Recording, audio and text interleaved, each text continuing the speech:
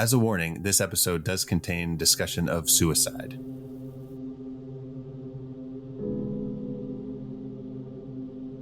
Today, we continue our Writer Shock triple feature with Mikael Håfström's 2007 mind-melting exercise in Fear, Faith, and Five-Star Hotels.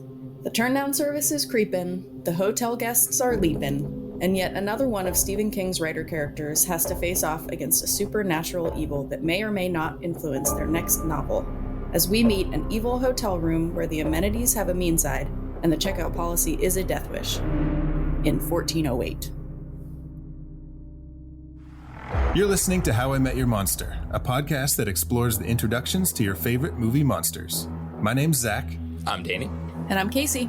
And together we dive into the world of horror to find out how filmmakers have introduced us to our favorite monsters time and time again. This is How I Met Your Monster. Boss, you opened it. We came. I met him 15 years ago. I was told there was nothing left. Explorers in further regions of experience.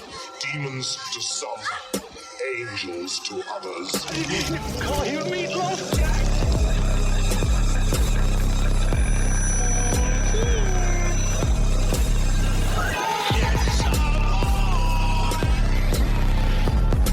Surprise, Sydney. Come on, don't be chicken shit. Welcome to How I Met Your Monster, the show where we discuss the introductions to your favorite movie monsters. Today we are continuing our Writer Shock triple feature series with The Haunted Mansion, starring Eddie Murphy. Yes. Starring Eddie Murphy Feels, chills, and Mike Myers. Not Halloween's Mike Myers. Austin Powers. Is Mike Myers in Haunted No, I was thinking of Shrek and Donkey. Why? They do everything together. I don't know. Did Yeah. you know that every Eddie Murphy movie has Mike Myers and every Mike Myers movie has Eddie Murphy? They're like little Easter eggs. You got to look out for them. Don't do that to the viewers or to the listeners. They're gonna be so confused. So let this be a challenge to you listeners. Keep your eyes out. Anyways, but we're talking about John Cusack, Samuel L. Jackson, and Stephen King. This is not their first. What? Oh, yeah. By the way, we're talking about 1408, not Haunted Mansion. Yeah, not Cell. Not Not so. Mansion. Yeah. We're talking about 1408, which is based on a short by Stephen King. Yeah. And it was this one. I bought this book of short stories when I first saw the trailer. Okay. So it's always held a special place in my heart. What book is this from? So this is from Stephen King's book of short stories titled Everything's Eventual. Okay. I actually own it. I've read a few stories in it, but for some reason I've never read 1408, which I have heard is one of the best in the Interesting. in the book. But that's why you bought it. Yeah. Yeah, and I think it was one of those things where I got it, saw the movie, and then was like, well, I just saw the movie. I don't feel like reading it now. I feel like I got enough 1408 to hold me over. It's all spoiled now. Yeah. Yeah, I don't know. So what a weird. There are some pretty spooky stories in there, but Is there? Spooky. So this was, like we just said, a Stephen King short story, but the screenplay was written by Matt Greenberg, who wrote the screenplay for the 2019 Pet Sematary remake.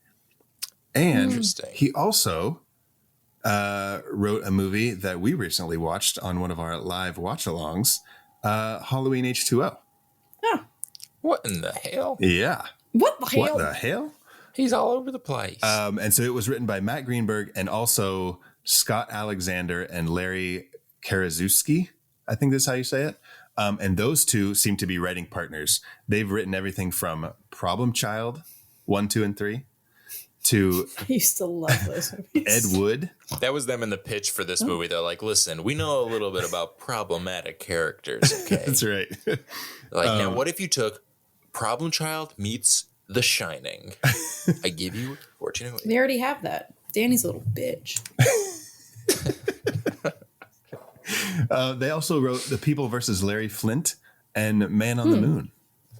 Two terrifying movies. Mm-hmm.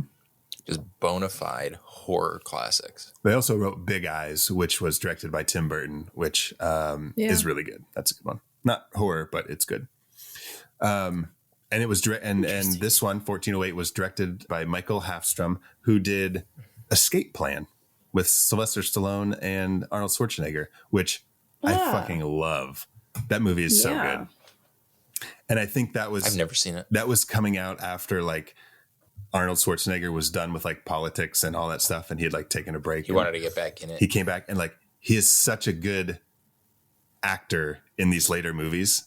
I just love Arnold Schwarzenegger these days. And like Maggie was really good. And there was what was that one? I think it had Johnny Knoxville in it where he was like a cop in a little town. But anyways, I'm very behind on like my post Arnold Schwarzenegger as governor Post-politics. movies. Yeah. But watch Escape Plan. Escape Plan is so good. I don't know about the sequels, but the first one is really fun. Is it fun? Yeah. Wait, there's sequels? Are they in them? There's 2 sequels. I feel like don't tell me. I feel like the second one stars like Jean-Claude Van Damme and who Jason am I thinking? Who's Drago? Dolph Lundgren. Yeah, I feel like it's them. I feel like that would be the sequel. They're like, we couldn't get Arnold and Sylvester, but we got the next best thing. No. The sequels both star Sylvester Stallone, and I think 50 Cent is in all of them as well. I never knew that Curtis was an actor. Mm-hmm.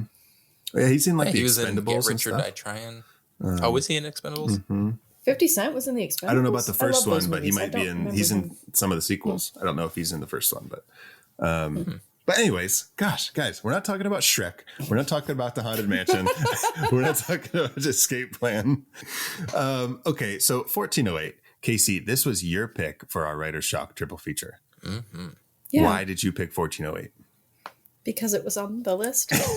Because Hush wasn't available. Okay. That's a great. Yeah. Well, so I haven't. This movie came out in what, 2007? Yeah.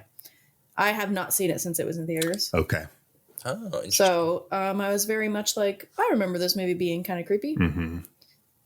I'd like to watch it again. So what did you think on your second viewing after so long? There were some things that I didn't like. Okay. But I'm a picky bitch. But overall, yeah, it was creepy and I liked it. Okay. Yeah. Danny, and you had mentioned that you had got the book when this came out, so I'm assuming you saw the movie in the theaters. Had you seen it since? I have seen it since, just kind of casually. It's one of those, I mean, I'm a sucker for Stephen King, and this is one of those like goes down easy Stephen King adaptations where it's not as heavy as The Shining. The Shining I love, but it's not something that I put on all the time. It's like a fun little rewatch before bed. Yeah. But this one isn't quite as silly as some other adaptations are. So it's right in the middle for me, you know? It kind of ticks all the right boxes. And so, yeah, I've watched it a few times since. Okay. And I've enjoyed it every time. What about you, Zach? How about yourself? Well, I saw it in the theater, and I think I saw it one other time between then and now. So this was, I guess, my third viewing. But I will say that it is my first viewing since having a daughter. Yeah, because I definitely was thinking of you. I thought about you during this movie. I was like, oh. That was tough. Yeah. Yeah. Especially that like all the little bits here and there, but that scene at the end where she comes back and he's holding her. Oh my God. That was tough. I knew. I was like, this movie's going to wreck Zach. My jaw was on the floor because I was like, I can't believe that they fucking did that. Yeah. Like, really? They did that before Shutter Island. Oh, yeah. And I actually feel like this was a little, I mean, no shade at Shutter Island, but I feel like this one hurt even more. Yeah. Yeah. And this, like, since I said I haven't seen it since theaters, I literally didn't remember anything about this movie besides that it was about the hotel room. Right. So, yeah, she dies in his arms. And then you know, I was like, whoa, that's intense. And then she turns into a bunch of ashes. And he tries to scoop them up. Yeah. Oh my God. And he's trying to scoop them up. That's what seals the fact that he's scooping it up. To try to just like hold on to her as much as he can. And like, not only does she die, she dies twice for him. Yes. You know, he's got to go through it in real life and then in this scenario in the hotel room. So that is obviously such a significant scene, not just because it's like so like visually jarring and so emotional, but it like we'll obviously talk more once we get into this like discussion about what the point of this room is. I mean, you can argue that there is no point; it's just an evil room, but you can also kind of like, I don't know. It's like to say that it's testing people is a little bit of a stretch because it's so diabolic. It's not like it's putting people in the room to be like, you got to face your fears and, you know, find your faith and get over it, because that seems so wholesome. Yeah. But it is kind of like putting the gun in your hand, so to speak, and be like, you're in charge. You get to decide your fate, but we are going to force you. Like you're in hell, essentially. We're going to force you to face the worst parts. And if you can make it through, great. That's on you. If you can't, great. That's on you. Yeah. I kind of forgot about everybody else, to be honest with you. So I just looked at it as another like thing, another metaphor for grief, like a lot of movies do. But I guess that would make sense just to him. But I wasn't thinking about all of the other people that had stayed in that room. Yeah. Yeah. And it could be that people are drawn to it. I mean, he's literally drawn to the room, and they kind of flag this. I mean, they literally flag this later. He's drawn to the room because he's trying to debunk ghosts. But that's like such a broad statement, because debunking ghosts, he only does that because he's questioning his faith, and he is kind of like forcing others to question their own faith, because he's so bitter after the death of his daughter. So in a way, he's kind of, I don't know, like his whole life is based around this like just like spreading negativity, like kind of forcing his views about life and death and, you know, how hopeless everything is onto other people, whether they like it or not. Well, because I don't think he believed in any kind of afterlife or ghosts or anything before his daughter died. No, he didn't. Because she was like, am I going to heaven? And he's like, yeah. And she's like, do you believe that? He's like, yep. But you can tell he doesn't. And then he's like, we should have fought harder because we just gave her all this false hope about God and all this stuff. Yeah. But he wasn't as bitter about it. Yeah. It wasn't like a talking point. Now it's like his identity. Dude, what happened to John Cusack? I don't know. Like, he's so good. I don't think so. You don't think so? Oh, I think he's so good. No. Oh, my God. He's the best when don't. he's like, he has these little like glances and looks. That was one of the issues I had with this movie. That's interesting. I love him.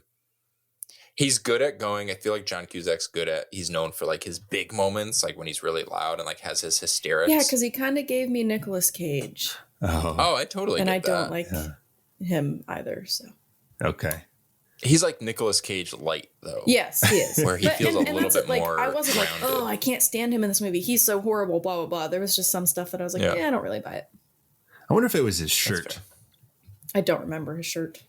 It was very like Hawaiian. It was kind of like a California Hawaiian shirt.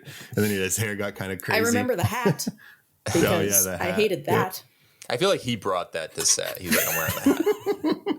Right? I'm wearing this or I'm not doing it. Yeah. Yeah. Like the shirt, at least you could be like, okay, they're kind of like contrasting the look of like a classic haunted house. And Yeah. Like, look, we're being so, you know, he doesn't buy into that aesthetic. Yeah, he's not your typical paranormal investigator. Yeah, but the hat was his. He's a cool paranormal investigator. Totally. He's groovy. He's so hip. He surfs. Man. This is the third. No, technically, this is the second Stephen King adaptation that Cusack was in, but it was the third overall. Can you guys name the other two movies that he was in? He was in Cell, which I have not seen. That's Stephen King? I mean, yeah. Cell? And then or The Cell? Not with The Jennifer Cell, Lopez? it's Cell. Okay. Oh, no, not The Cell. With him and Cell. Samuel L. Jackson as well. Okay, my only other guess is The Langoliers, because it's the only one I can think of that I haven't seen in so long that I wouldn't know who was in it. He voices the Langoliers. The flying meatballs. Danny. Yeah, Zach's going to you slap himself. son of a bitch. Stand By Me. I know, I was like, oh.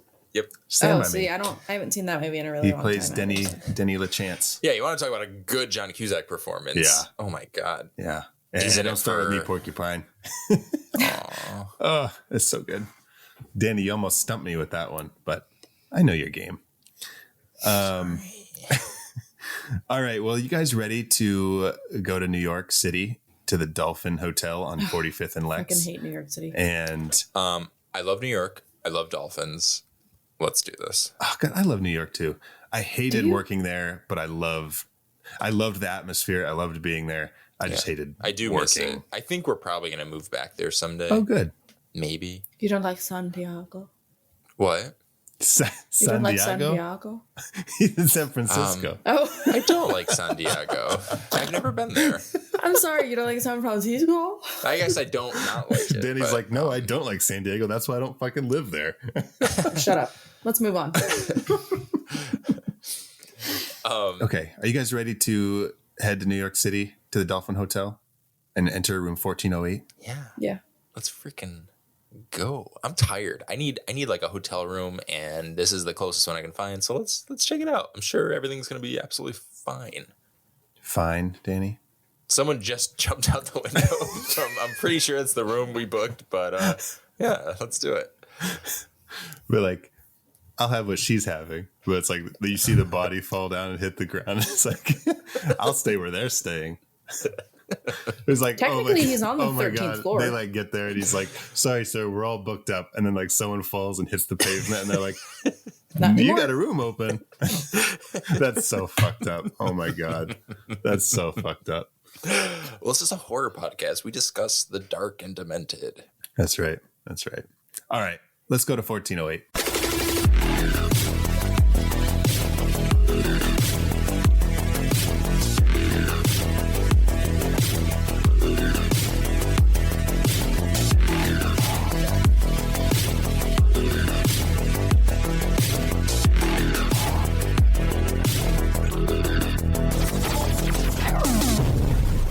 All right. So our monster today is an actual hotel room in a hotel that's not haunted, but just the room is haunted, which is very selective for the ghosts. Like why are the evil?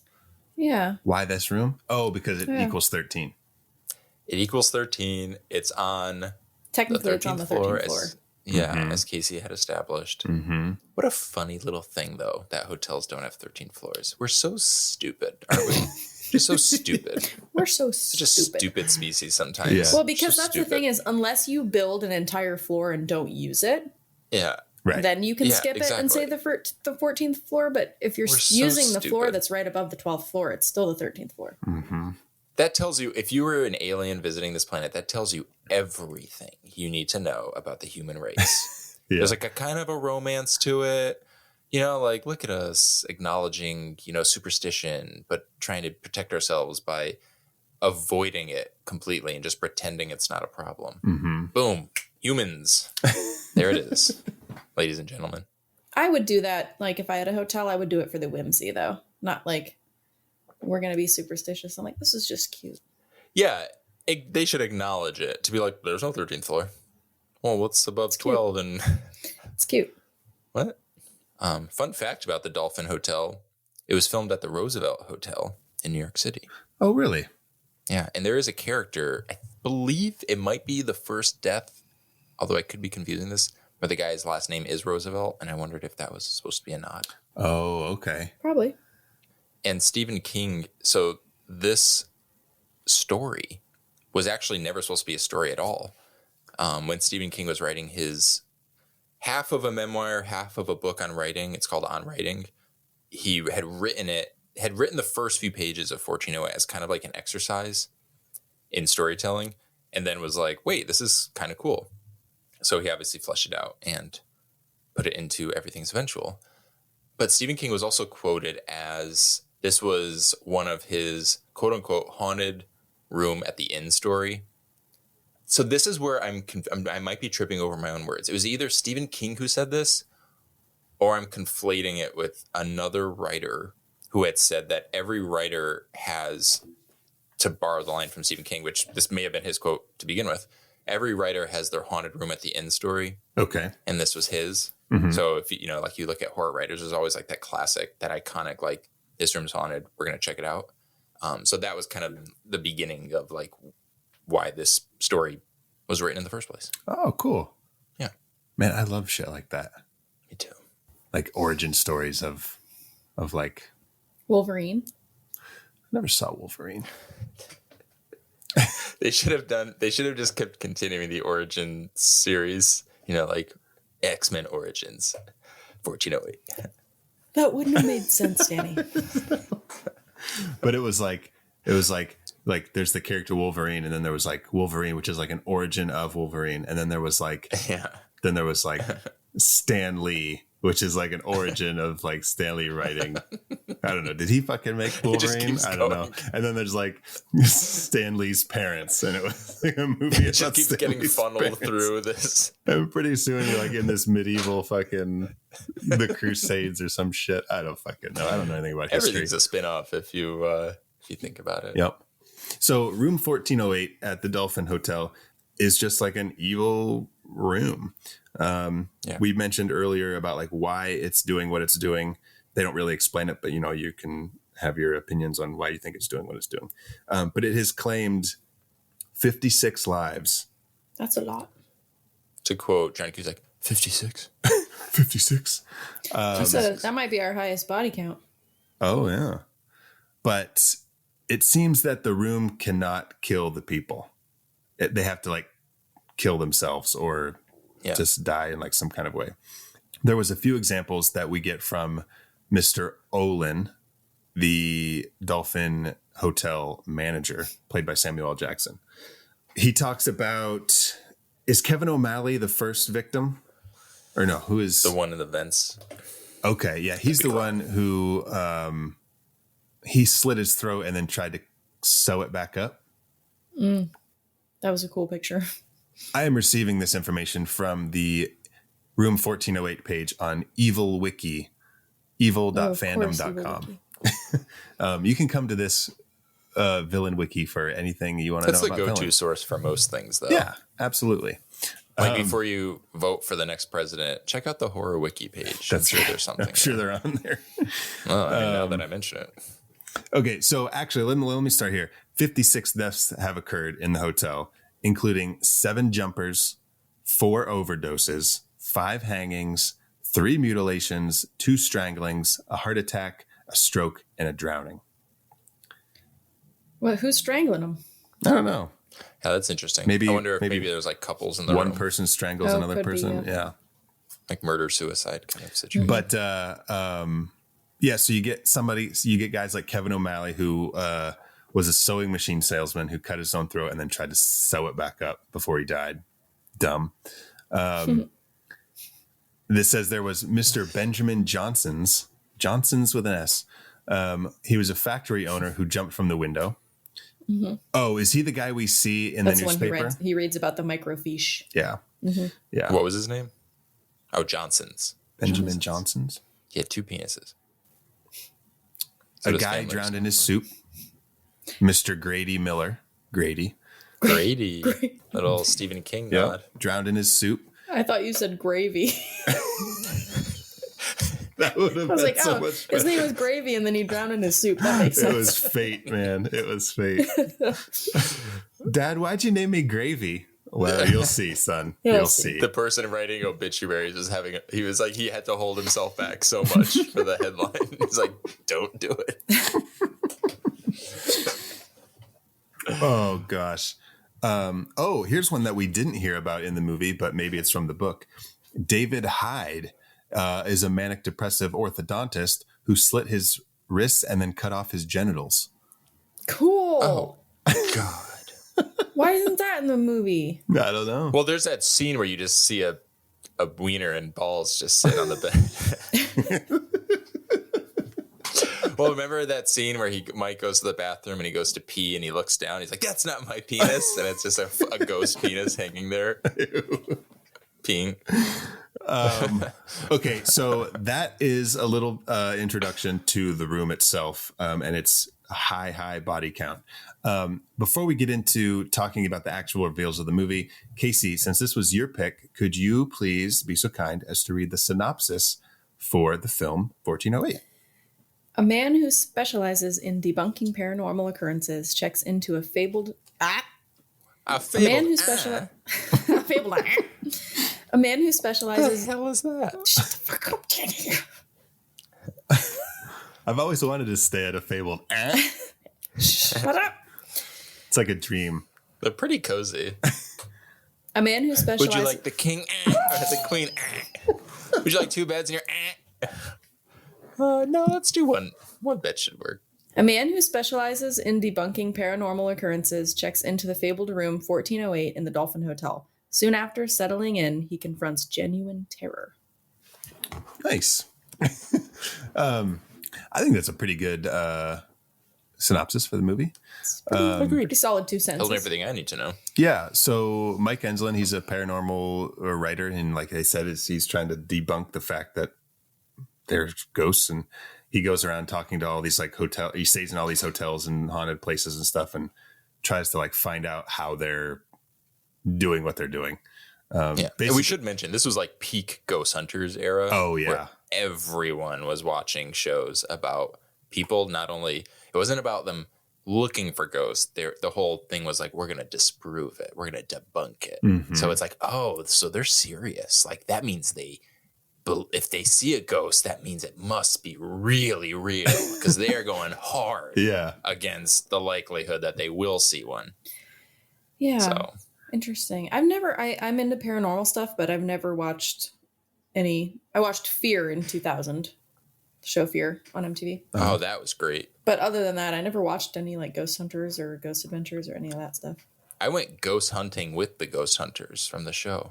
No, you Really? didn't. Yeah, in Oh. 2009. I've been to places like to do that stuff, but I've never watched the shows. Huh. But the last place that I went actually had Fear actually did an episode there. That's cool. Yeah. It is fun. I mean, that was like a thing that I did with friends where we would turn all the lights off in the house and we would take out our cameras and we would essentially treat it like an episode of Ghost Hunters. And we would like, for sure. if you're here, Yes. tap on the floor and tickle my butthole and like stuff like that. But that was like before you came out of the closet, so you had to be like really discreet about it. Like, I'm not gay, but yeah, I'm not if you want gay, to. but like if you gotta tickle my butthole, like go for it. But I'm not gonna like it.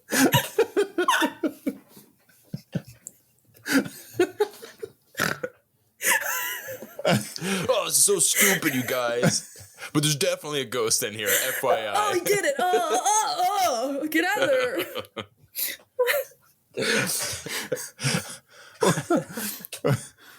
Did you just tickle my butthole? Are you gay?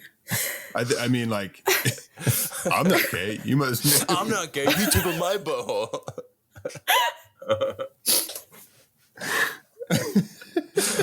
But Danny, you told him to do it. I'm not gay. You sucked my dick.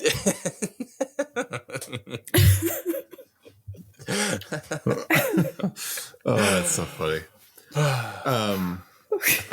Well, I was going to say that my mom had ghost hunters come to her house, but now it just seems that's very right. inappropriate. No. Yeah, because Stephanie, she writes paranormal books and stuff. I forget She that does, yeah. family and friends listen to this podcast. Or humans. I forget that people listen to this That's cool. podcast. They obviously when I don't talk. mind. Yeah, Or they wouldn't I mean, They might. everybody's human. Everyone's got Everyone's got a buttholes and butthole. ticklers. That's what I was going to say, Zach. Damn it. You beat me to it. For me, though, they're just looking for some M&Ms.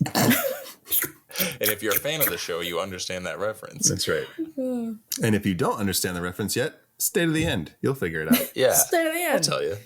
You'll find out. Oh, Okay. gosh. Yeah, no, my mom did have, she lives in a house that was built in like 18 something in Girard, Pennsylvania. And Cool. she had some ghost hunters come out and I guess they like found stuff. Cool. Oh, creepy. Yeah. And your mom's interested in and that stuff, right? Oh, So that yeah. didn't like scare her out of the house. She writes or anything? books about it. She hosts ghost tours through That's so cool. Gerard. That's awesome. I love it. Yeah, that's awesome. Candlelightghostwalks.com. Check it out. Check it If out. you're in Pennsylvania. Even if you're not, visit Pennsylvania and then check it out. Yep, visit. Oh, that's a great idea. Okay, so Now that we've got that out of the way. And so, so Mike Enslin, he goes around trying to find out like why these people are, or like how they're doing this. And he's kind of has this like negative thought process where he's like, everyone's just in it for the money. They're all just trying to like up their hotel sales or, bring in the tourists or whatever. It's all like a gimmick. He's a paranormal pessimist. Yes. And so in our first honorable mention reveal, he gets a postcard in the mail that says, it's from the Dolphin Hotel. It says, do not enter 1408. And that's all it is. So he starts like investigating this. He like calls the hotel. He's like, I want to book this room. And they're like, it's unavailable. And he's like, well, I didn't tell you when, and he goes up to like, well, what about next month? They're like unavailable. And then they just like hang up on him. But which he even sees as like, this is all for A show. ruse, It's yeah. a gimmick. yeah, They like even to the point where he straight up says out loud, like he adds up 1408, 13. He's like, great. You just want exposure. yeah. This is all theater. He eventually decides to go to New York. He tries to get into the room and they like won't let him. And he's introduced to Mr. Olin, who is the Dolphin Hotel manager. And he's played by Samuel L. Jackson. And in an absolutely great scene, they have a back and forth in his office about why he shouldn't go into the room and how it's all a ploy. And he's like, no, it's not. Yes, it is. No, it's not. And he tries to like bribe him with liquor and all this stuff. I love that scene so much. Yeah. He specifically tells Mike, no one has lasted more than an hour in that room. Right. And there have been 4 deaths just under his management alone. And he started that day.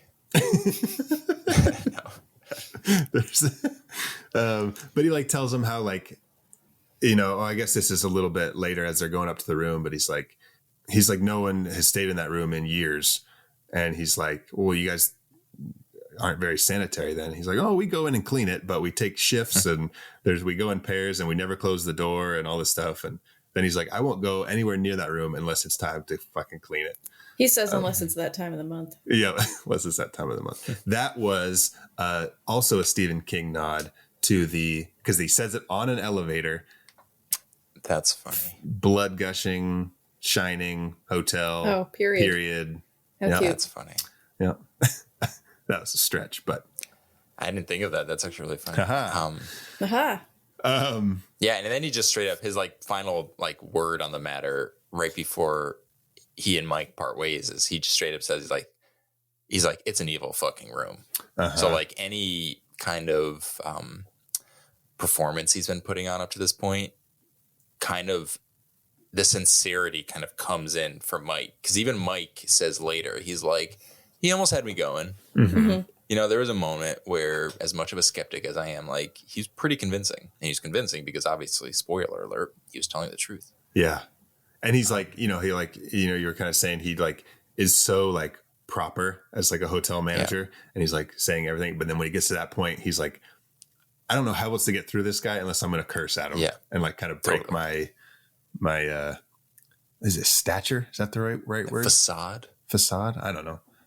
I don't fucking know. Facada? Oh my God.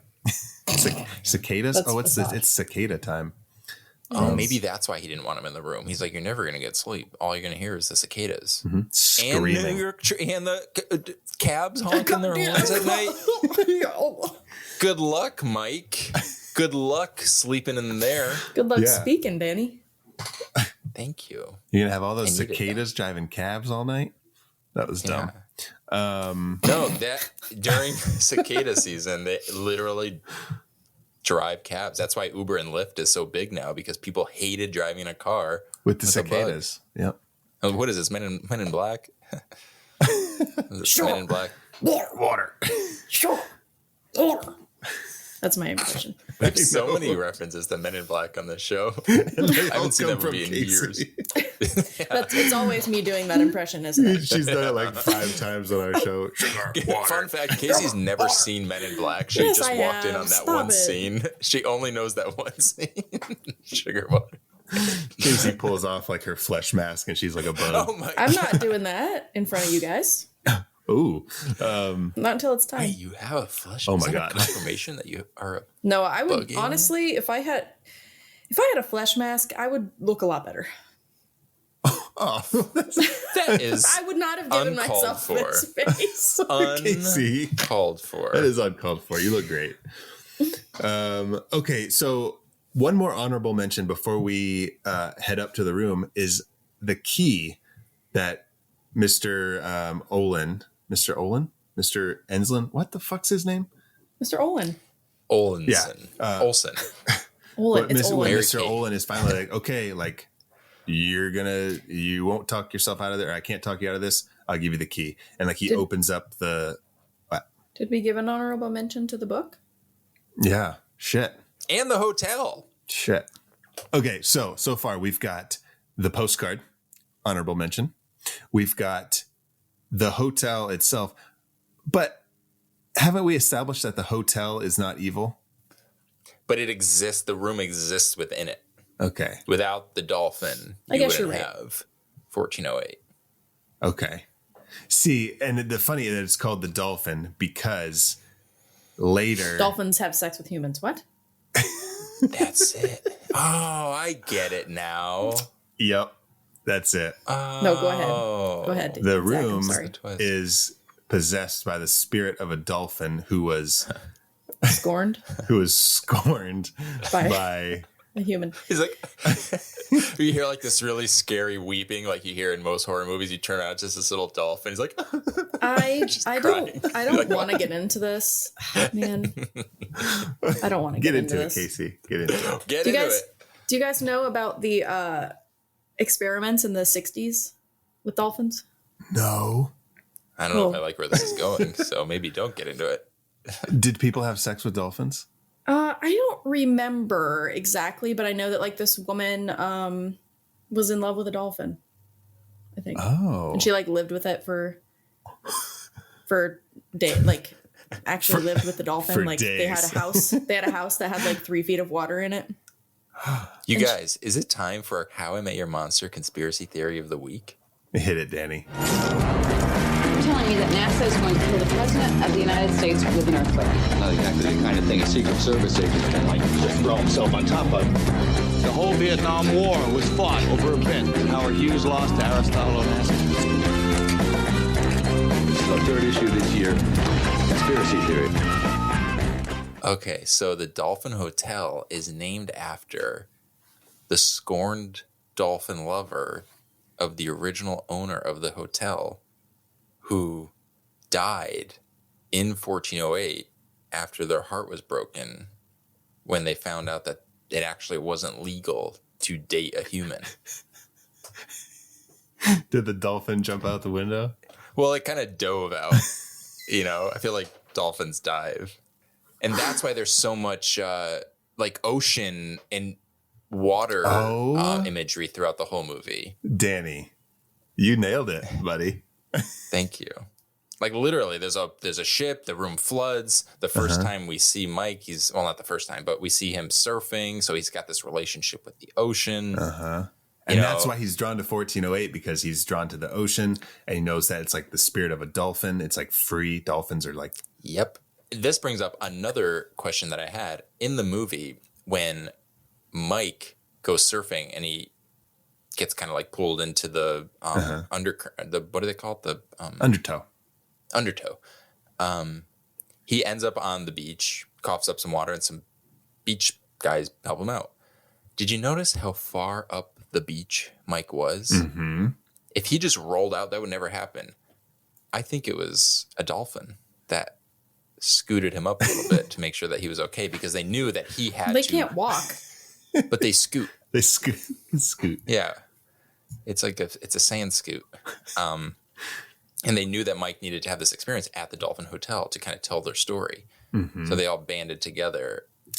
That's right. And they were like, save him. Well, save while you guys him. were talking about this ridiculous conspiracy theory, I was reading about the experiments in the 60s. Ridiculous? And Ridiculous. This is a fact. so she didn't technically have sex with the dolphin, but he would get himself off on her, but it wasn't sexual for her. What? She just didn't want to disrupt the lesson, so she would let him like have sex with her leg and stuff. Wait, the dolphin humped her leg? Yeah. She So said they he would do rub, scoot. He would rub He was scooting his... he would rub himself all over her basically to get off. Just like- but it wasn't sexual for her. Sensuous maybe. She So said. the dolphin was trying to have sex with Mike Enslin by scooting him up the beach. He was trying to scoot onto him. Yes. So it was actually fulfilling the love story that started 1408 to begin with. That's right. Oh my god. Which is unfulfilled love. Wow. Which, See, okay. this movie goes so much deeper than I thought originally. It What really a beautiful does. love story. I'm going to jump ahead a little bit and say that I love the false ending.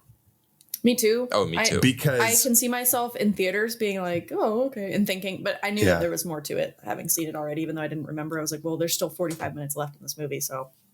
see, I didn't like see how much was left in the movie, but when he washed up on shore and he like coughed up the water, I was like, okay, fuck. He's going to go through this whole thing in the haunted hotel room, and then he's going to come back, and it's really he died on the beach and this and stuff, blah, blah, blah. And then you see him later like coughing up the water again, and then he's like in the hospital. I'm like, fuck. I knew it. That's so stupid and predictable. You know what I mean? And then, oh man, that was, and I Gotcha, was like, bitch. yes. I was like, now I love it because you got me. And it works especially well because the whole thing with these, you know, like between The Shining and The Dolphin, these haunted hotel rooms that kind of trick people into believing one reality to kind of trap them there. Uh-huh. We actually got to like witness it from his point of view. It's Yeah. like this, you're kind of lulled into this kind of comfortable space. So you don't even see the horrors that are around you. So it was cool to like actually live in that space for a little while. Cause it wasn't like, it wasn't like a moment when he was on the beach. Like he was in the hospital, then he went to dinner with his wife and then this and all that. And then we went to the post office. And so he like lived like days, right? That was cool. Yeah, agreed. Okay. For the record, Danny, excellent conspiracy theory. Thank you. Casey, thank you for sharing the information on the sex dolphin experiments. No problem. The experiment was to bridge the gap between dolphins and human communication, but it just ended up being sexual. Oh, they for the dolphin. communicated. It ended All in right. tragedy. They sure did communicate. In a haunted hotel. He communicated right on your face. So is the hotel or is it not an honorable mention? Communicated. Okay, let's give the hotel an honorable mention because even though the After hotel all itself, that, it's earned it. Yeah, Let's it's- give dolphins an honorable mention too. yes. Okay. We're just handing trophies out left and right. After that, we have the honorable mention of the book, and that's because the book actually shows all of the things that have happened in that room. Yes, Correct. it's all like police reports and pictures and all that kind of Evidence stuff. photos and stuff. Evidence photos, yeah. So we Yep. have all this setup that we could possibly need before we're ultimately. We haven't even gotten to our first monster, but we have everything that we need to give us like a really strong setup to our first official reveal. Right before we get to that reveal, he's looking at the book and he's walking through the hallway and he's like looking at the numbers and like you're counting down or counting up, I guess, to get to 1408 and like you can't wait to see it. And it turns out he missed it because he was like looking at all the stuff and he goes around in a circle. I thought that was great. I love it too when the elevator wants him to leave. Oh yeah, the elevator's like, here's your last chance, buddy. The hotel is a good guy. Yeah, Yeah. the hotel is a good guy. Man. It's funny though that there was this a plot thing or was this a character thing where there is an elevator right near 1408, but Olin drops him off on an elevator like way down the hall. So maybe that was maybe I'm answering my own question. Maybe that was Oh. Olin like I'm not going in that. Yeah, because elevator. he didn't want to get close. Yeah. Yeah. Okay, I thought he like walked in a circle. I thought the rooms like kind of went around and he was like, you know, the like looped around. But Because you can also read it as the place is haunted, and it's like the elevator is not really there. yeah, Guys, there's so this yeah, is what it's happens trippy. when you enter the supernatural. But okay, our very first reveal, 1408, when he walks in and There's like that cool shot of like him putting the key in, and it's like you go inside the lock and all that stuff. That was fun.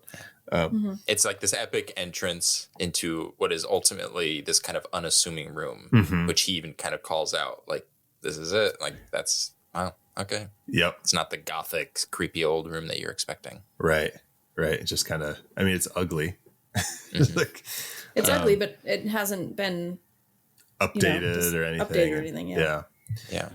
So he goes around the room. He's like checking everything out. He's recording stuff on his little tape recorder, which will play a part later. But he's checking out all the room, and he sticks his head out the window to kind of just like see where he's at and, see the He doesn't traffic. stick his head out the window. He puts half of his fucking body out the window. Even watching movies when they do shit like that makes me so nervous. It gave me lots of anxiety. I'm like, dude, hang on to something tighter. Like, what are you gonna There's do? a wind coming. I don't even like opening the windows in a hotel room unless they like open kind of. Can you? I thought in the United Inward. States you couldn't even open windows in hotel rooms. Because you get like the top. Yeah, You know what I I don't mean? know. Like I mean, that's an old building, so maybe That's true. it changed. But yeah, I think they sealed them all up now. Yeah, they could avoid so many deaths in that room if they just fixed the windows. They can't send people in there to do it, though, because they'd just jump out the window. That's true. Immediately. What if they installed it from the outside? They should just fill that room with cement. I know. Oh yeah, Anyway, might get too heavy. Breakthrough. yes. Let's probably. talk about what else we could do in 1408. But he sticks his whole body out the window, half his body out the window, and then he is startled with our second reveal, the clock radio, which automatically turns on, blaring The Carpenters' We've Only Just Begun. Very funny that we chose 1408 as our second movie, because in our previous Writer's Shock feature, in the Month of Madness, they also play The Carpenters' We've Only Just Begun. And do you want to know what's crazy? Our next movie, Gothic, the main character is a carpenter, and their first line is, "We've only just begun." Oh my gosh, I can't wait for that. Danny, I'm realizing What? today how many lies you tell our listeners. I hope they're not gullible. I tell soft truths. Soft truth. There's nothing true about that. I tell a flexible fiction. I'm going to laugh because none of us have seen Gothic. I'm going to laugh so hard if the That's character true. is a carpenter. I know. But also, not only does the radio go on, there's chocolates on the pillow. The toilet paper that he was tinkering with has been refolded. And Mike is now under the impression that they're really amping up this whole performance where people are sneaking in to prove that the room is haunted. Yeah, he thinks there's someone in the room, like, Yeah. hiding in the closet. And he has that great stuff. line where he says, "Oh, a ghost that offers turn down service." Which I thought was really, that was great. See, Casey, how do you not like John Cusack? He Oh didn't my God, he's so good. write that He's got line. the charm, the hysteria. Based on that line alone. Because a lot of the stuff that he did where he was supposed to be serious, I was laughing at. Like when he was like yelling, "I was out! I was out!" It made me laugh. That reminded me of Freddy's Nicolas Dead. Cage. Oh. I was out. Nicolas Cage. That reminded me of Con Air. Con Air. I just meant because he acted it the way Nicolas Cage would have acted. Wait, John Cusack's in Con Air. Dude.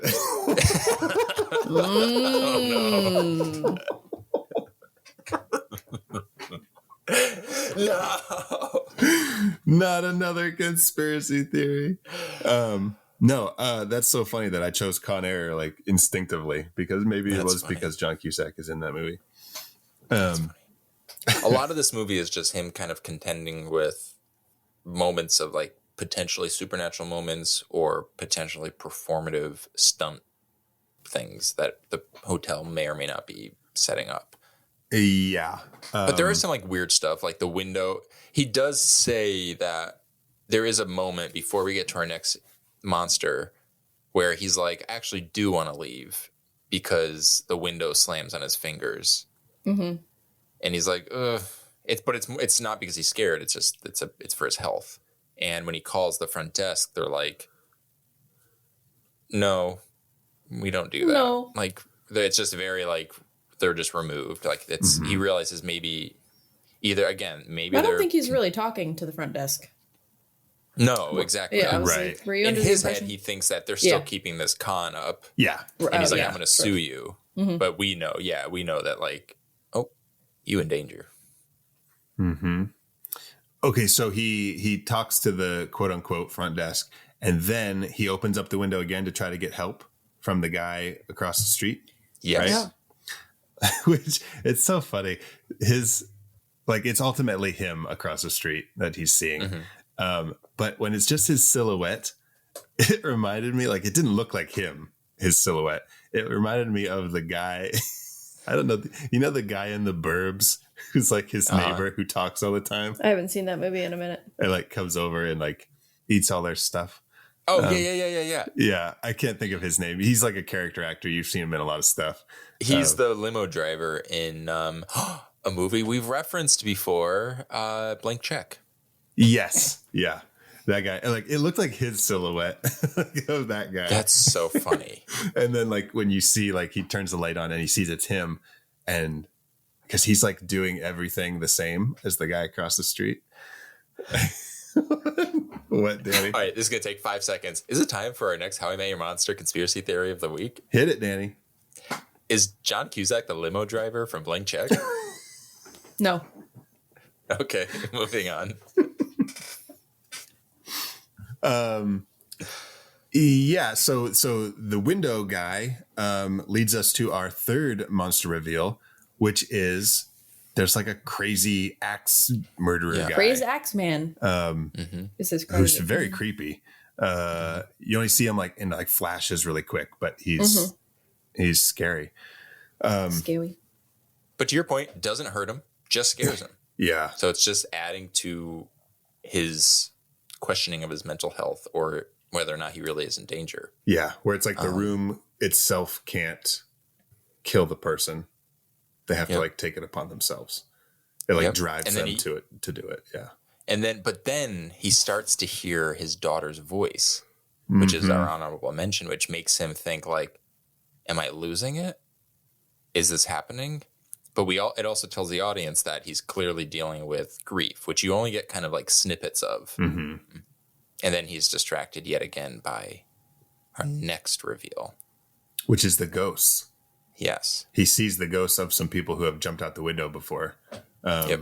Yeah, why are they staticky? Yeah, I don't know. I think that was just like because didn't this come out around the time of like 13 Ghosts? Oh, 13 Ghosts was 2000. That was 7 years earlier. Oh, yeah. And they said electricity doesn't work well. Or what does he say? Technology Electricity doesn't work in that room. Because Electronics. he's talking about the magnetic key and he's like, it doesn't work. So maybe they like suck up all the energy or something. That's such a good point. Oh, okay. I like that. Yeah. Makes them staticky. That's a good point. Right. I think that's a great read on it. Yeah. Okay. I guess it makes sense now.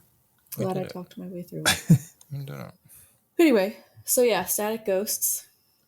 Then we're at the next honorable mention, which is Mike and his. Was that an honorable mention, or did I just write that where he visits his dad? No, that is an honorable mention. When he sees his dad in like it's like kind of like a hospital bathroom or something.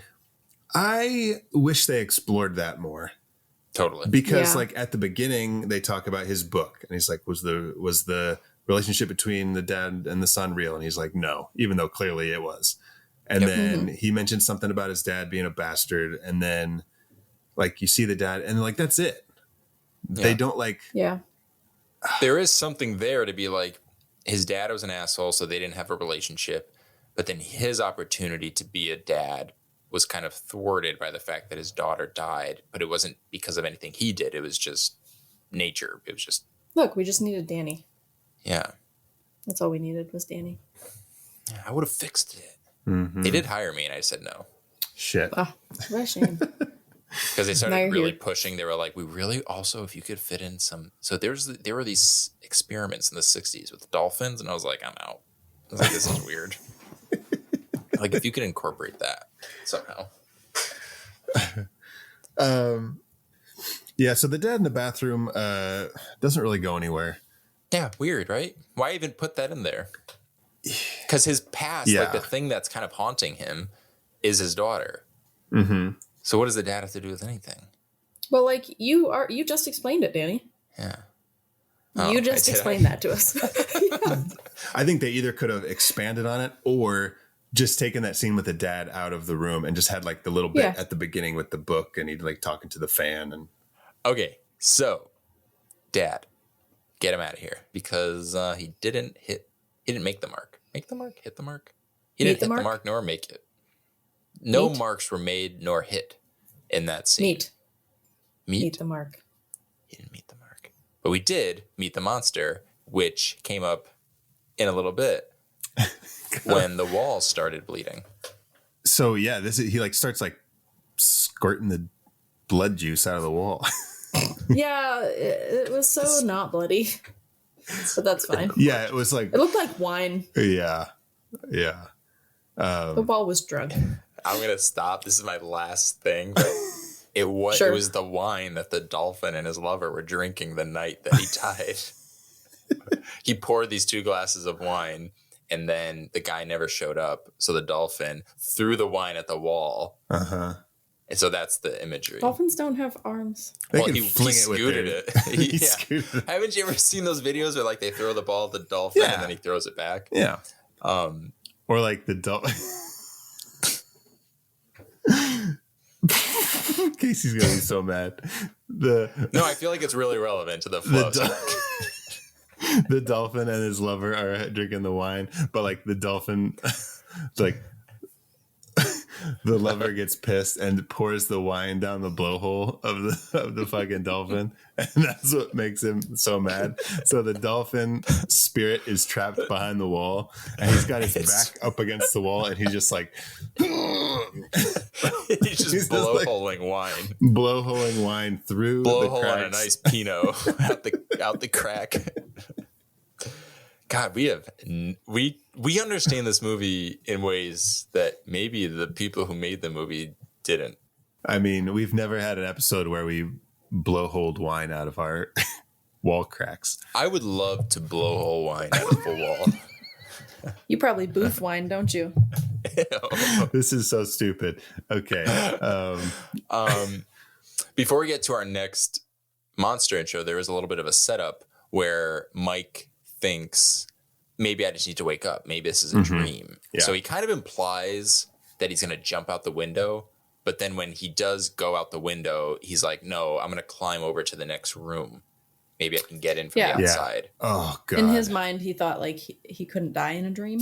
Yeah. He's like, you can't die in dreams, apparently. And he's like, so if it is a dream, I'll fall and just like wake up before I hit the ground. When I hit the bottom. Yes. Which is like the room at this point is like doing its thing. It's like, that's a good idea. I did include an honorable mention here that I don't think we mentioned, though, is when he's outside and he realizes that there are no other windows. It's just a blank wall. The only windows are 1408s.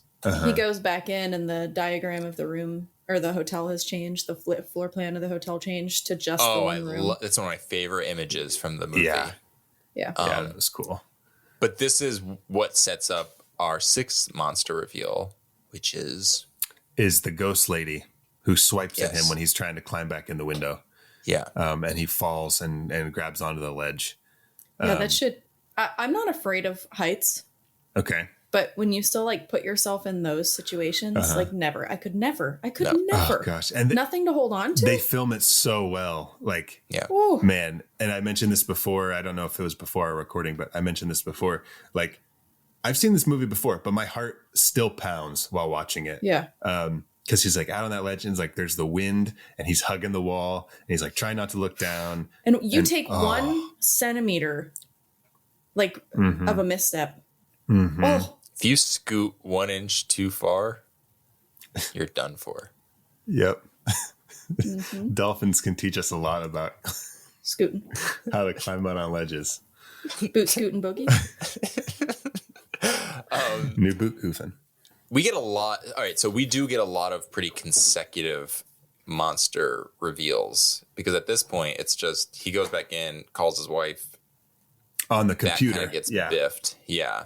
And then he's like, well, what if I go up into the vents? where they did kind of set up earlier that like maybe something's in the vent. Yeah, you kind of see like camera. something move. Like Yeah. He does see that little camera thing that he thinks is a camera, but at one point they look up and you see like a shadow like move really quickly. Very spooky. And then when he's in the vent, like I love how people in movies can fit into vents. Like it's just so funny. Comfortably And turn around Very comfortably. But he could put a bed in there. I know. So this is where we meet. Who is it, Danny? Who's the O'Malley? The guy in the vent. He's all dead and he's like a corpse. But before you actually see him, there's like a little jump scare where he kind of comes into frame, and I thought it was a baby. Ooh. And it freaked me the fuck out. I thought it was like a little bald-headed baby thing. Little fucking bald-headed freak. Baby. I thought it was the ghost from Scrooged. Dude, yes. Bill Murray's old partner. Exactly. It did look like that, didn't it? That reminded me. I was like, oh my God, this is Scrooge. He like starts like pull him apart and he like, his like jaw comes off.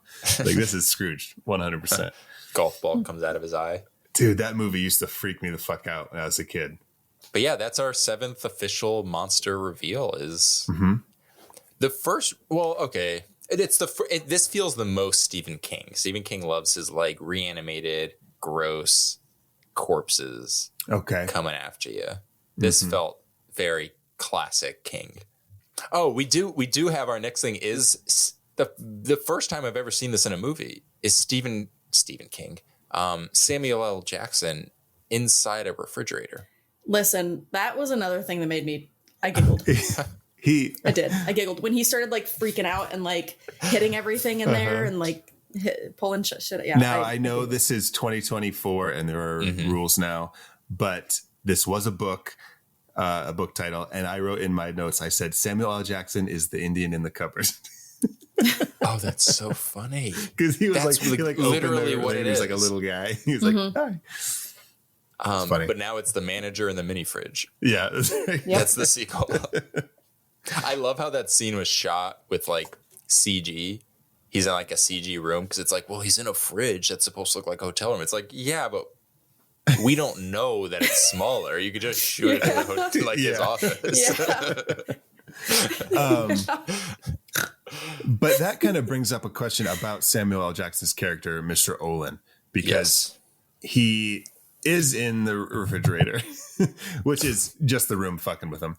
But then at the end, when Mike Enslin like sets the room on fire and he's like, he gets out and then he's like, you see Mr. Olin drinking his alcohol and smoking a cigar or something. And he's like, well done, Mr. Enslin. Like it seemed like he was, I don't know, it seemed menacing a little bit. Yeah. Well, I had questions too about what his character is.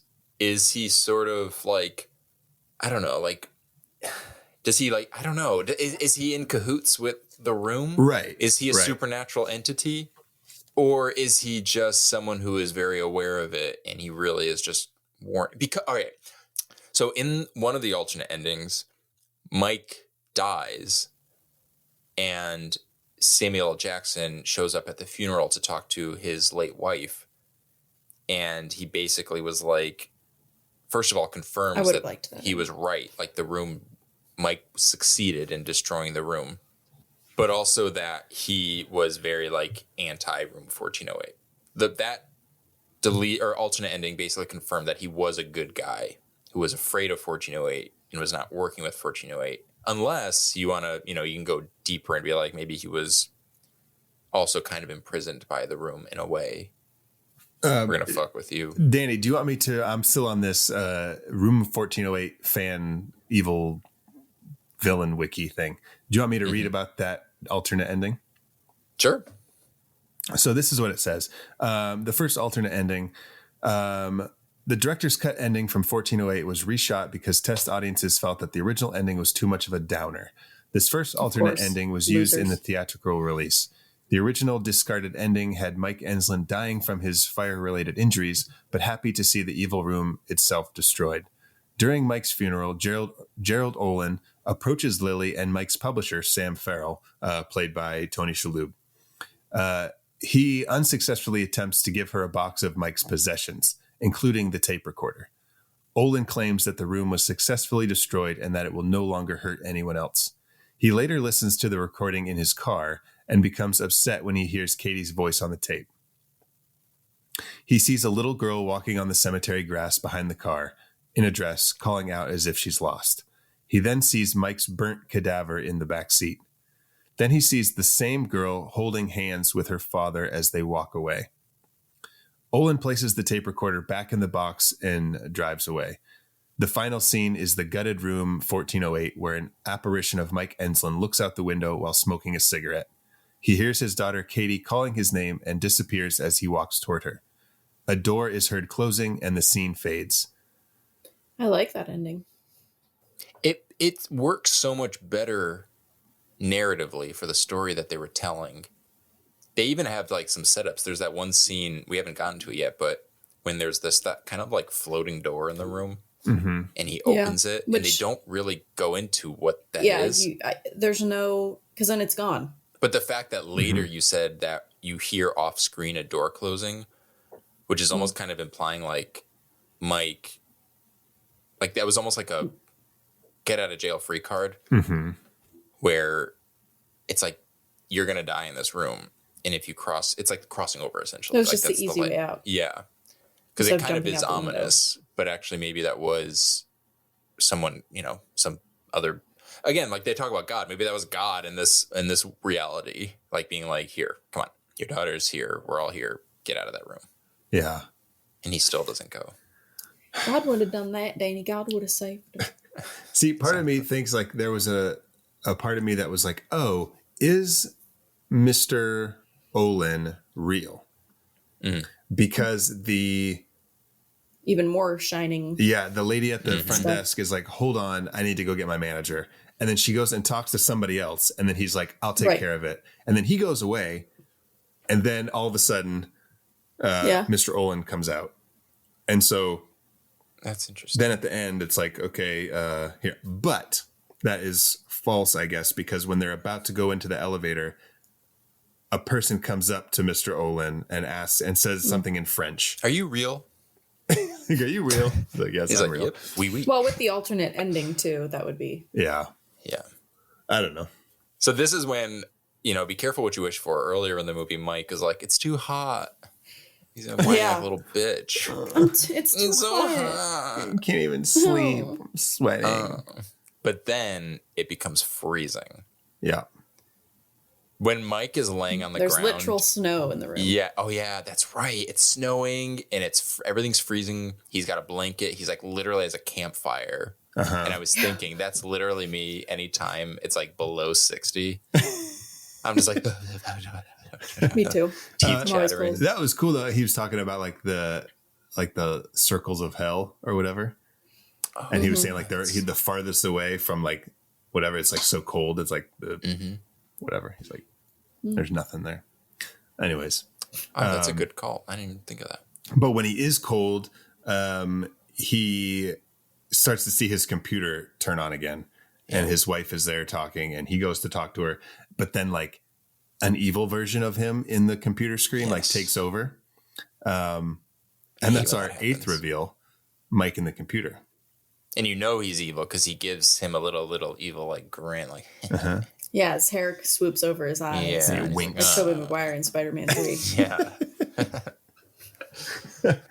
And so what does he do then? Is that when the water comes out? Yeah, I just wrote that the room basically explodes. The sprinkler started going the first time he was calling his wife, and then it ruined their connection. Yeah, but then the water crystallized into ice, and we all know that that's what reboots computers. That's right. Yes, that's why exactly. It works. Yeah. Right. So then now it just is turning on, and he's like, "Oh, Lily, oh, there you are," and then, the little evil guy was the one that was calling her, telling her to come to be there. He's like, the little evil guy. The little evil guy in the computer. and then we see everything's kind of getting fudged up where the paintings are turning like really scary, to the point that the painting with the ship, there's like the storm kind of comes to life, and then he tries to whack it to stop it, but he ends up cutting the painting open essentially, and all the water from the painting floods the room. Yeah. It's pretty cool. And then he's surfing and he wakes up on the beach. Yeah, and then you get that false ending, which is really cool. And we'll find out that our 10th reveal actually happens during this. He goes on, he wakes up, he's in the hospital or whatever. He talking to his wife and all this stuff. And then he goes back to his post office because he like writes about his whole experience in this room. And he's like, basically like, have a new book. I got to send this out to my publisher. So he goes to the post office. We mail this one copy. I haven't saved anything else. Yeah. And, God willing, the U.S. Postal Service is not going to biff this one. All of the workers start demoing. Yeah, you see the post office is like closed up. They say it's closed. And it's like the guy's like, sorry, we're not open anymore. And he's like, what? But you do have that great reveal because they've established a little bit of a friendly relationship with the guy who works at the desk. And then when the guy turns around, we realize it's one of the bellhops from the Dolphin. Yes, from the hotel. Right. And you're like, no. No. You were almost out. Yep. And then they start hitting the walls with sledgehammers and reveal that is still such a fun little moment. This is a very cool reveal. You see the brick behind the wall with like the thing sketched in there that says "Burn me alive." Jesus Christ! Oh, yeah. Well, I thought that had something to do with the way that he burns the room. Ooh, it's like a little like nod, like maybe the room wants to die. Know. Burn me. Yeah, maybe. Maybe the room is suffering. Maybe the room is just like the manifestation of pain and suffering. It's got all of this pain and grief, within it that it's harboring from all of these people that have killed themselves from its ex-dolphin lover. Yeah. Yes. From the ex-dolphin. I mean, it is the spirit and now of the it just dolphin, wants to be put out of its misery. Yeah. Yes, and in the same way that it can't hurt Mike directly, it can't hurt itself either. It can't hurt itself. So it has it's fated to watch and be the cause of endless suffering until someone else ends its own suffering. Jesus. Yeah. Crack the code. We did it. But okay, you guys, Jesus, when he gets back into the room and he sees that weird door, but then his daughter shows up.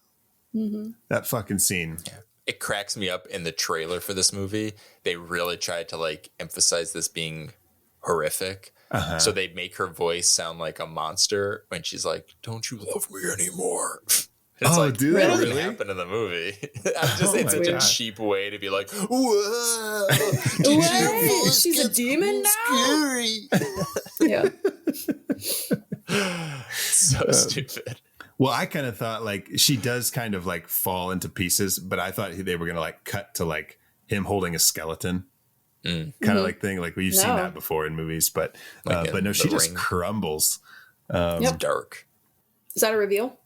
Yeah, that's our 11th reveal when Katie shows up. So I thought she was going to like turn into a skeleton, or I thought she was going to be some kind of like monster. Killer. Yeah. How does the room get all fixed up? It just kind of happens. He basically kind of resigns himself to like grief and he falls onto his back and it just kind of match cuts to him. And then he looks and then you think it's like, you have like a moment of, he survived the night. He passed the test. Right. Well, that's after the hour was up. Yes. So yeah. The room is back together. That's what it is. Thank you, Casey. He looks over as he's laying on the floor. You see the clock counting down. And once it goes down to 0, then it does the match cut. Gotcha. And he's back in his Hawaiian shirt. But you have like this one moment of like respite from all like the chaos. And you think he has like, he did it. Like the room let him kind of deal with his grief and now he's going to leave. And then the timer resets. And he's got to do it all over again. So here's our 12th reveal where he calls, or the phone, does the phone ring or does he call? Yeah. The phone rings. No, the phone and he rings. picks it up and they're like, you can relive this hour over and over again, or you can use our express checkout service. Such a good line. And then he starts seeing like nooses. Oh, I'm going to go earlier. I said noose as in like moose. Multiple noose in every room. Multiple noose. Yeah, they weren't playing. Yeah. Like, look, we'll give you everything you need. Right. Yeah. Like a little pushy from the room. It's like, okay, you were creative in the first round. Now you're just kind of being... They are now. Yeah. They're like, okay. You can do it. You can do it, Mike. Mike, you can do it. Yeah. You can do it. It's like, okay. Look how sexy all these noose are. Kind of ruined it for Put one around your neck. It's pretty hot, huh? Yeah. Autoerotic asphyxiation. Don't you need to... Never mind. Rip David Carradine. Oh my God. Poor guy. It's not too soon. It's been a while. Yeah. It has. This movie's real title was Kill Bill. Kill Bill. Volume 4. Volume. I love that for some reason exists in a reality where Quentin Tarantino did do his planned Volume 3. Yeah, I know. Okay, so Mike decides to take his fate into his own hands, and he lights the room on fire with a good old-fashioned Molotov cocktail. Mm-hmm. There's so much stuff he could have just set on fire, which is funny, but yeah. Well, there's kind of like a backdraft moment where he opens the window and it lets all the air in, and then the room just like explodes. And he doesn't have too many burns. I feel like he would have some more burns. Yeah. The one burn that he has is on his hand, and he uses it to grab the fireman later. Like, I'm like, okay. Yeah. No way are you using that hand. I like burned my finger, like my knuckle on the oven, and I'm like down for, I won't write. I like lost my job because you're typing. I made tater tots the wrong way. But this is around the time when Olin, I can't remember the exact scene when he says it, but he basically says, well done. And that's what made me wonder before we got into like discussing the alternate endings is he saying well done for destroying the room or well done for surviving? Exactly. Both. And that is what keeps it kind of a little gray. Yeah. But to me, it still doesn't, even if it's well done for surviving, it's still not, still doesn't seem, what's the word? Like malicious or malevolent. Yeah. I mean, he just is like, 56 people have stayed in that room and they've all died and somehow you've done it. So good job. Yeah. Yeah. That's the way I took it, was that he was like, they were bedding downstairs in the kitchen. They're like, you see people in the back are like, fuck you, Mike. Thought this was a guaranteed win. Yeah, I took it as him being like, congratulations or like, well done for surviving. Okay. Even if it was, I did think it was kind of menacing though, because I thought like he was like working with the room and he's like, okay, you got one on us. Like, I do. My well read done. on it is that there's some gray area there. Yeah. But okay, guys, did you know, as we talked about before, hotels don't have 13th floors, even though they really do. They don't have 13th floors.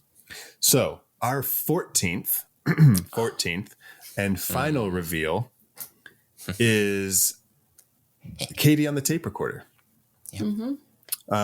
Mike Enslin is back at home with his wife. They are reconciling their relationship and they're moving out, and she's like, hey, can we get rid of this stuff? Like, it smells like smoke. And he's like, well, I want to save this tape recorder. And he plays it and you hear Katie's voice, and the wife is just like, her name is Lily. Lily is like, oh my God, like that's our daughter. And like, fucking crazy. That's a great way to end this movie. What if you found out that Mike's just really good at imitating his daughter's voice? Daddy, why'd you let me go? Oh, is that Katie? Cut to Mike just staring at himself in a mirror with the recorder doing an impression of his daughter. He's naked though. Oh my God. Just guess. That's funnier. And there's a dolphin standing there just nodding like, this is Standing. great. It's scooting. That's better. He's got like the dress that came out of the fax machine, and he's got it on like a puppet. It's on the dolphin. He's wearing It's on the dolphin. Yeah.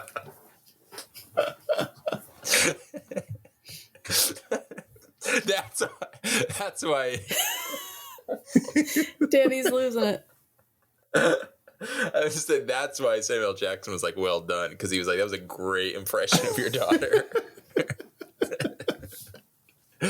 I wish the ending of this movie was just like a random cutaway to a dolphin, like a snap zoom to its eye and like a wink, and then it just ends. Can he like blow a little bit more wine out of his blowhole at the end? It's like doo-doo, like it shoots it out, and then he does then the zoom and then the wink. This is so dumb. Okay, so you guys, that is 1408 Yes. in a hotel room. Yes. Let's now go over our favorite reveals from 1408. Let's do it.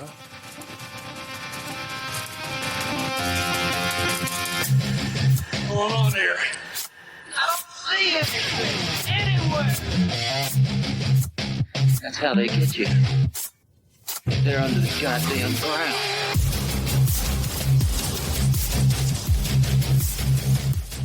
Okay, I think my favorite reveal, not from our list of honorable mentions, but from our list of official reveals. I could not think of the word official reveals. Oh God, for They me, said fish hole reveals. I'm not even trying to be funny. I thought you were trying to say blowhole, and I was literally going to say, you mean blowhole? Shut the fuck up. official. All right, from our list of official or fish hole reveals, I can't choose between the clock radio playing the Carpenters or Katie on the tape recorder at the end. You have to, though. I'm going to choose the clock radio because it made me jump. It's spooky. Yeah. You love the Carpenters. I do love the Carpenters. Karen Carpenter. Pretty fantastic. Casey, what's your favorite reveal? I'm sorry, Zach, but mine is when his daughter dies in his arms. It's pretty dark.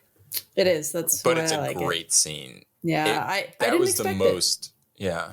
Yeah, it was really good. It was a good scene. I watch horror movies for the shock value most of the time, and this one didn't have a lot, but that was kind of shocking. Yeah. I guess in hindsight, it does make sense that would be your pick because it's very much your vibe. Thank you. Danny, what about you? Well, this is also my vibe because my favorite was the post office demo scene. You just love post offices. I do. I'm a sucker for them. I'm a sucker for mail. You know what I mean? For mail, M-A-L-E. I don't know what that means. He's a sucker for mail.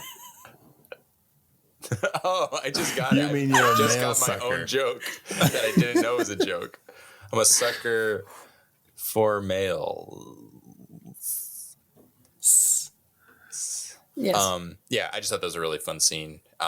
It was visually very surprising, actually. I didn't see it coming. It was a little bit of a ride. Yeah. And also so fucked up. Like, he did get out. So then it's not like he didn't get out, though. But I mean, I meant to say he thought he did. So it's not like he was, I don't know, it comes in a very unassuming place. Yeah. Literally. And then for them to literally rip the walls down and to find out that you've been in that space the whole time is pretty shocking. So I really enjoyed that. Yeah, that was a good one. Okay, now it's time for a segment that we like to call The Real Monster. Run, run, run as fast as you can. You can't catch me. I'm the gingerbread man. You're a monster. I'm not the monster here. You are. You and the rest of that fairy tale trash poisoning my perfect world. Now tell me, where are the others? Eat me! I have two. Okay, go ahead, Danny. I have technology for making microfiche obsolete. Because you don't get those in movies unless it's like a period movie. A period film? This movie was made in 2007, Danny. It's a period movie. A period. I guess anything is a period movie. Last year was a period of time, therefore it is a period movie. Exactly. And also Mike. Yeah. You know, despite all the trials and tribulations he goes for, Mike is the real monster for double parking at the post office. You know. Oh, damn. Oh, good one. I was like, okay. Michael.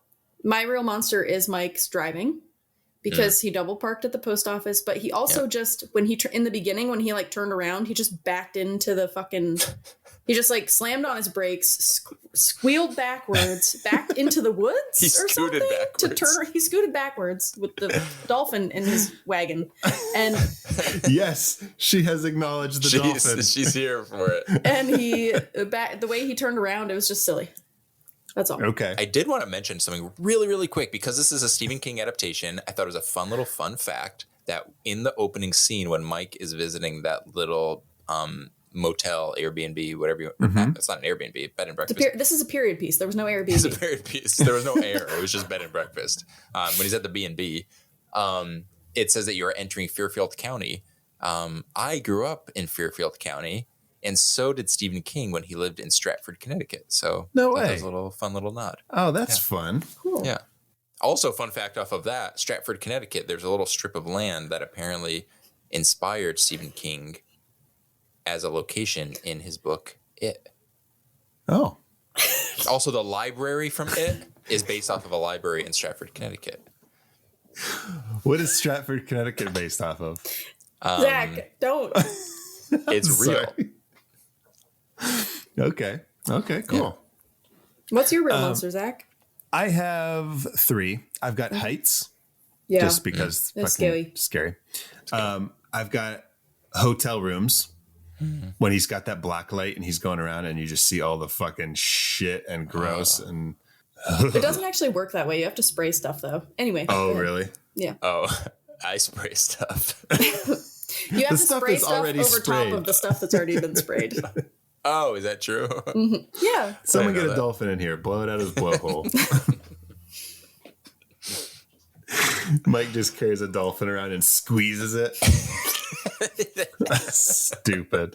Does he fuck the blowhole too? Jesus Christ, you guys.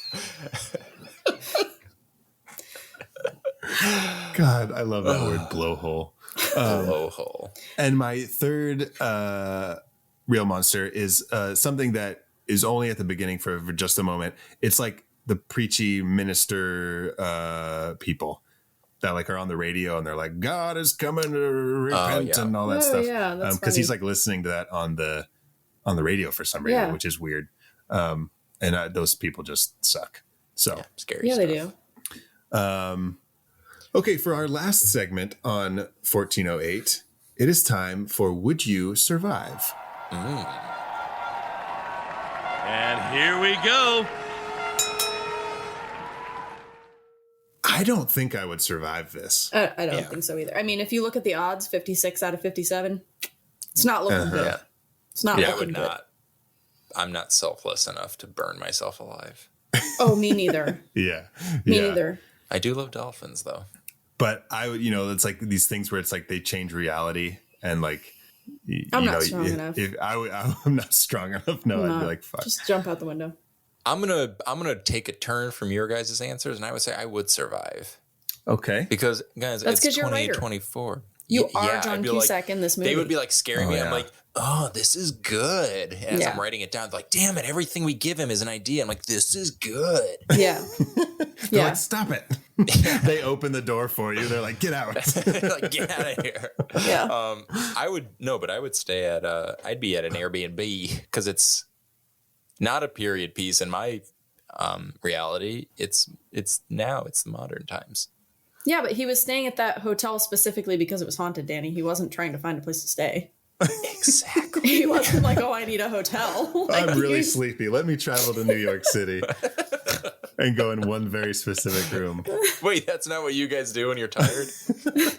Every night I'm like, I just want to, like when it's like I'm on the couch, I fell asleep on the couch and it feels like the longest journey to drag yourself to bed. I mean, that's true. I have that experience every night, but I have to like drag myself to the airport, get on a plane, go to New York. By then it's already morning and You do it all over again. yeah, just like the movie. Oh, the morning makes starts sense. again. Oh my God. All right, you guys, that is our second feature in our Writer's Shock triple feature series, 1408. Thank you, Casey, for picking that movie. That was fun. I really like that movie. Good. Time to check out, y'all. Time to check out. If you enjoyed 1408 and you want to talk more about it, find us on social media. How I Met Your Monster on Instagram, Facebook, X, TikTok, all those. Or you can send us an email at howimetyourmonsterpodcast@gmail.com. And we'll be happy to answer those emails, questions, concerns, all those things. Or if you have recommendations of movies or monsters that you would like us to cover on the show, please reach out and let us know because we are always looking for great recommendations. What are we doing for our third and final installment of our Writer's Shock triple feature, Danny? Well, we were talking about period pieces. We're going to a true textbook period piece movie, and it is Ken Russell's film Gothic. Okay. I am very excited to watch Gothic. As I mentioned before, I had always seen the cover in the video store when I was a kid, but never watched it. So I'm excited to see if that little person on the cover is in the movie. I know. And then we're going to close or if the it's book. just like one of those like images where they just like make it for the poster. But then we're going to close the book as you close the book on our Writer's Shop triple feature. Triple feature. And I think we've got a very fun triple feature following this. We've already got some plans. But you'll have to wait and see. Yeah. Wait and hear. You're not going to see it. You're going to hear it. You're going to hear it. You will see it if you check out our socials. Where can our listeners find you guys on social media? Oh, I'm on Instagram at WolfMotherCasey. Nice. Danny? And I'm on all various social media platforms at my name, Danny Salem, DANNYSALEMME. That is 2 M's like the candy, melt in your butt, not in your hand. See, we knew if you stayed along to the end, you would understand that reference. So that was your butt sucking up M&M's. Ew, that's disgusting. That's a lot. Kind of low. It's a jumbo package. I was gonna say. Share size. Share size. All right. Well, make sure to join us for Gothic on our next episode. And until then, thank you all for listening. Now go meet some monsters.